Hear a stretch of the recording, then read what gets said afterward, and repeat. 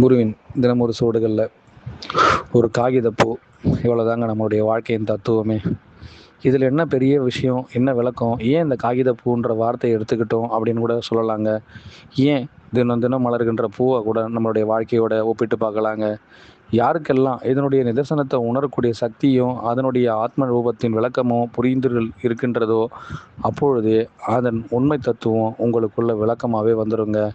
ஒரு நாள் பூ மலர்ந்த அது மறுநாள் அது வாடி போனாலும் அந்த ஒரு நாள் அதற்கு கிடைக்கின்ற இன்பம் எப்பேற்பட்டதுங்கிறது தான் இந்த உலகியல் வாழ்க்கையில் எல்லோருமே தன் தலையில் சூடி வாழ்கின்றாருன்னு கூட சொல்லலாங்க. மணக்கும் பொழுதும் சரி, அது மனத்தை விட்டு போகும் பொழுதும் சரி, அது ஒரு நாளும் தன்னை வருத்தி கொண்டதே இல்லை. அதுக்கு மற்றவர்களுக்கு இன்பத்தை கொடுத்து தான் முழுமையான ஆபரணத்தை சூட்டி கொண்டு அழகுபடுத்தியும் காட்டுச்சாங்க.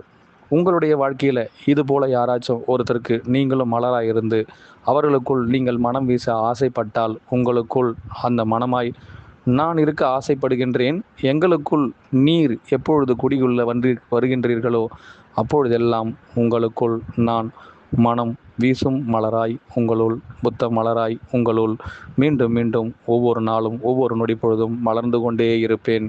ஒவ்வொரு நாளும் வாடா மலராய் உங்களுள் நான் மலர மலர உங்களுக்குள் அந்த வீசும் மனம் எப்பேற்பட்டதாக இருக்குமோ அதில் பேரானந்தமும் உங்களுக்குள் கிடைக்கட்டும். நிஜத்தை நீங்கள் விரும்புபவர்களாய் இருந்தால் உங்களுக்குள் இந்த மனம் தினந்தோறும் புத்தம் புது மலராய் உங்களுள் மலர்ந்து கொண்டே இருப்பேனாக. அனைவருக்கும் குருவே சரணம், குருவடி சரணம், திருவடி போற்றுங்க.